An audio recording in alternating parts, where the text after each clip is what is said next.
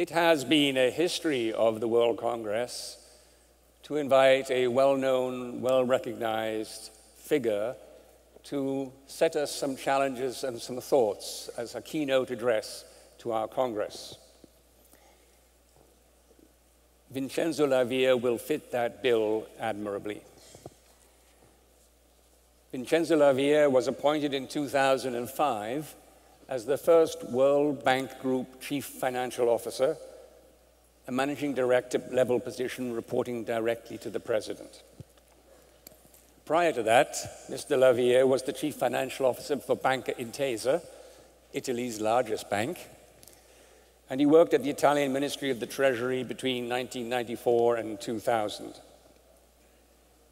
In March 2012, he returned to Italy as Director General of the Italian Treasury, a position he still holds, unless there's some news I haven't heard about since lunchtime. Mr. Lavia holds a PhD in economics from the University of California and a degree in economics and statistics from the Università La Sapienza here in Rome. Please join me in welcoming Vincenzo Lavia.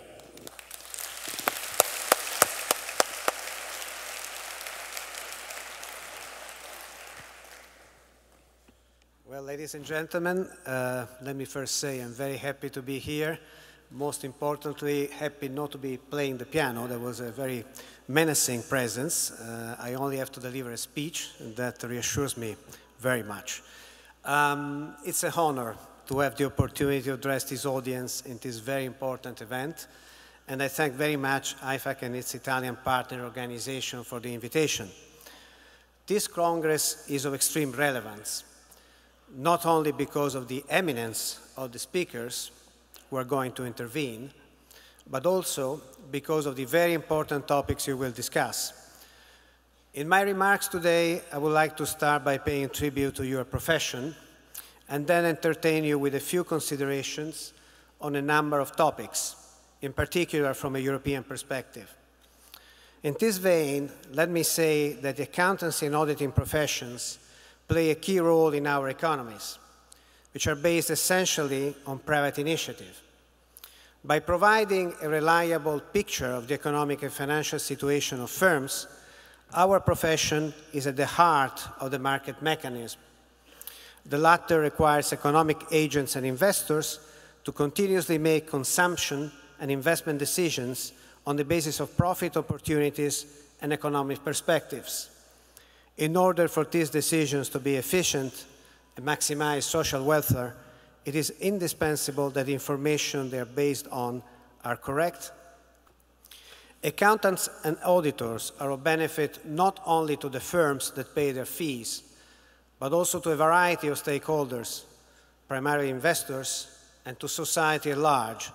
In this perspective, your profession performs a valuable social service with significant positive externalities.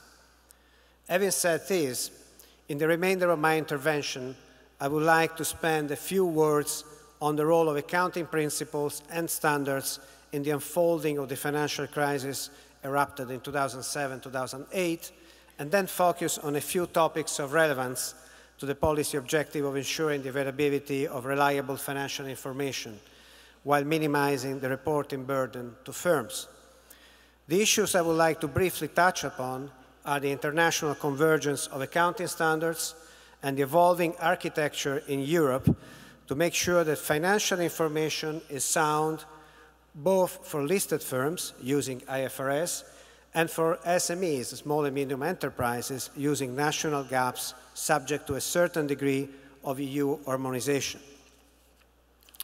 At the time of the outburst of the crisis, a number of influential observers blamed accounting principles and standards, namely the advocated excessive use of fair value, as one of the main drivers of the financial crisis.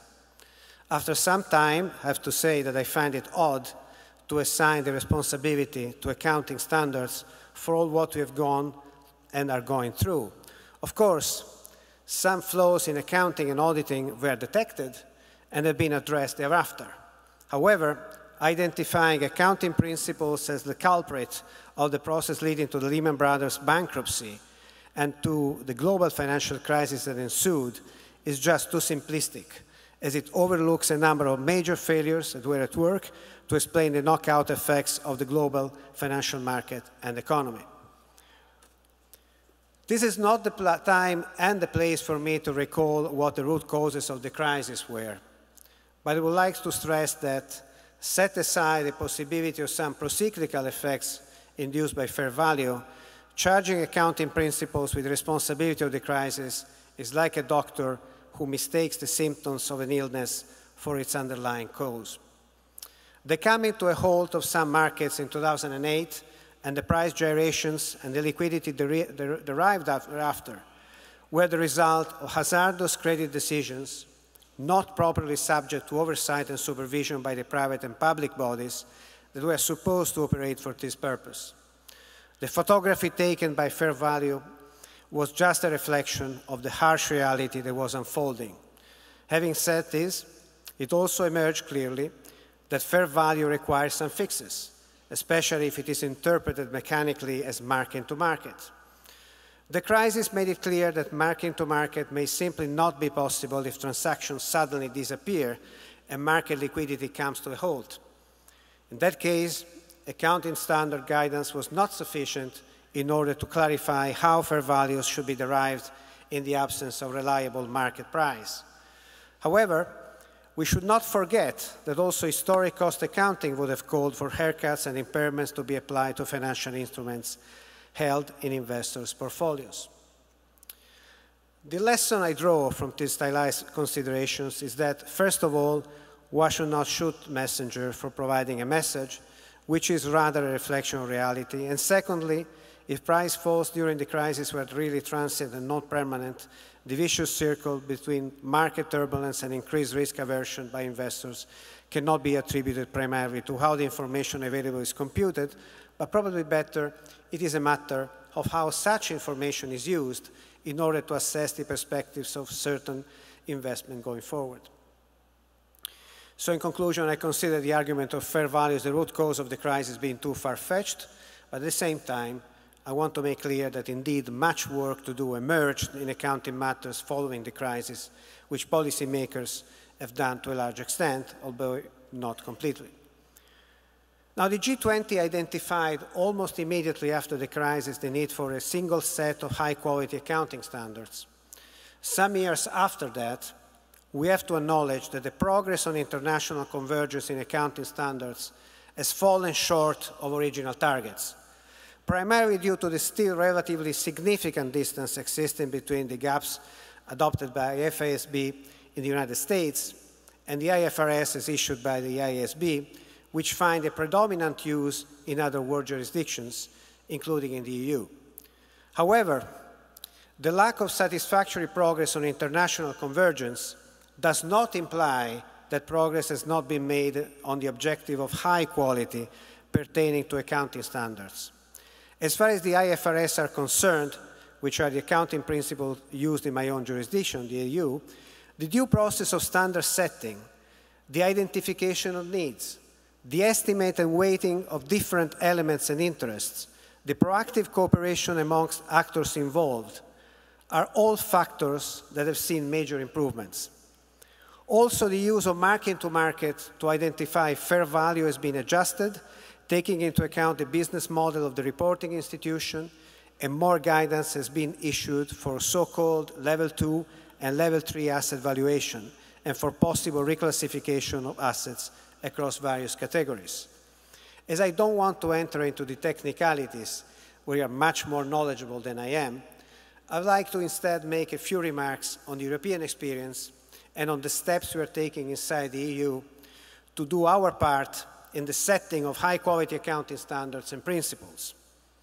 As you know, the EU is one of the major users of IFRS, which are adopted in our jurisdiction following a complex process involving both the European Commission and Member States through the Accounting Regulatory Committee, which endorses IFRS on the basis of the technical advice given by the EFRAG, the European Financial Reporting Advisory Group. Through this complex architecture, the EU interacts with the IASB prior to IFRS adoption, and most of all, endorses the standards adopted by IASB as they are. Only on one occasion, and for good reasons, did the EU make resort to a carve-out option when endorsing the IAS 39 on the valuation of financial instruments. In order to strengthen even more this process, in 2013, the European Commission gave mandate to Philip Maystadt to produce a report in order to explore possible weaknesses and ways to address them. The report, entitled "Should IFRS Standards Be More European?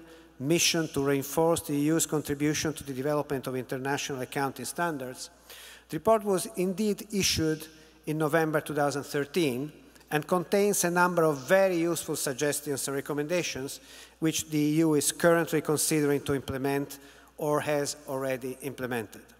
In particular, the reform of the advisory body of the Commission and Member States just saw the light last November 1st when a new EFRAG was established with an enlargement of its membership and a revision of its working processes. In essence, there was an awareness that the consideration of the objective of public good to which accounting standards must be aligned require diverse skills and voices. Therefore, the supervisory board of the EFRAG was enlarged to encompass national standard setters besides professionals and practitioners, and in addition, observer status was granted to the 3 European supervisory authorities and to the European Central Bank in view of the public perspective they can bring in considering accounting standards' impact on the economic and financial system.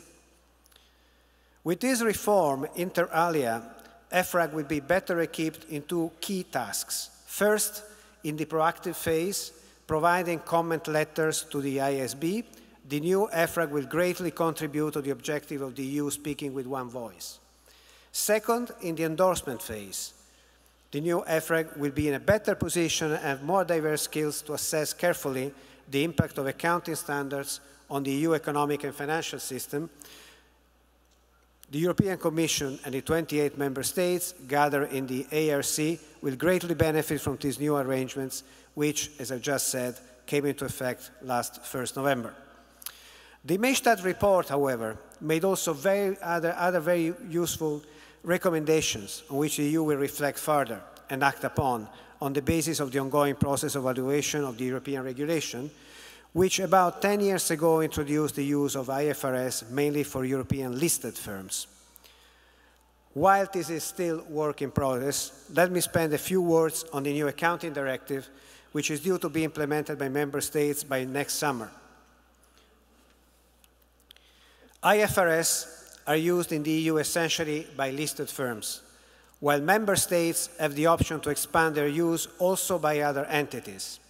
And by the way, Italy has used extensively this option, much more than other member states.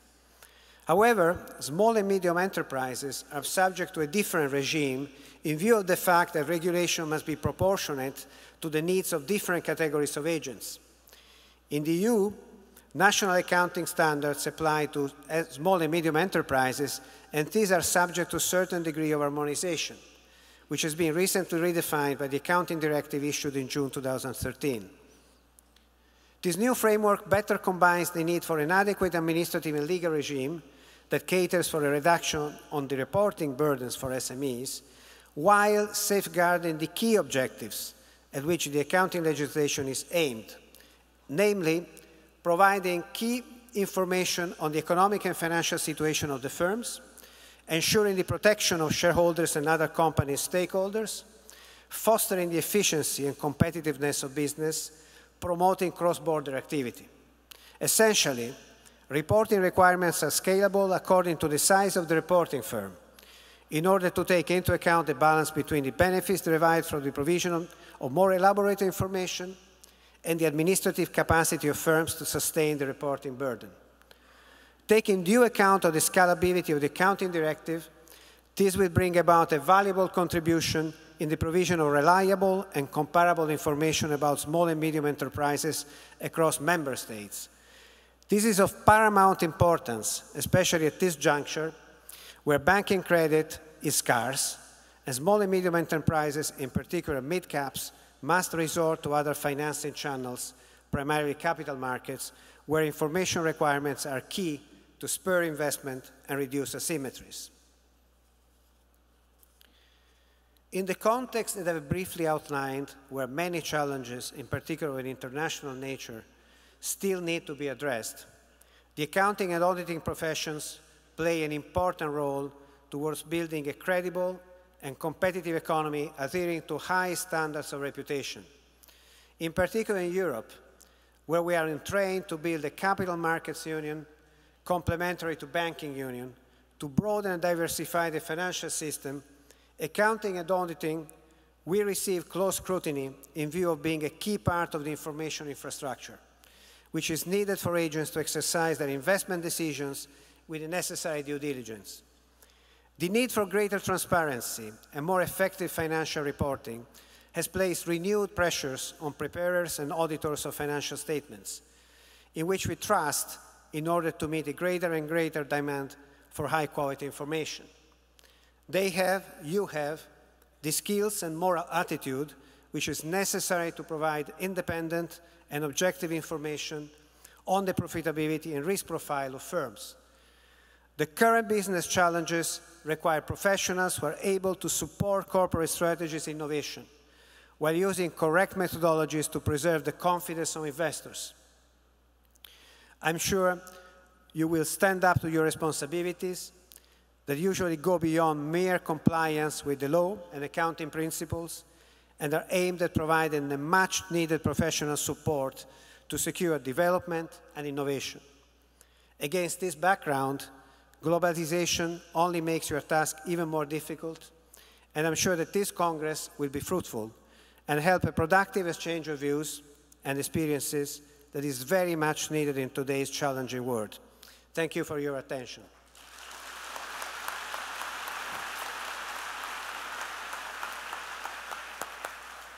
Thank you so much. Thank you. Well, thank you, Mr. Lavia. We really appreciate those thoughtful words, and we know that it was particularly important to hear them because, unfortunately, Mr. Lavia has a plane to catch in about 20 minutes. I hope he can get to the airport, and he's not going to be able to stay with us for the whole length of our opening celebrations here, but we do really appreciate your time and fitting us into your busy schedule. Please join me once again in thanking Mr. Lavia.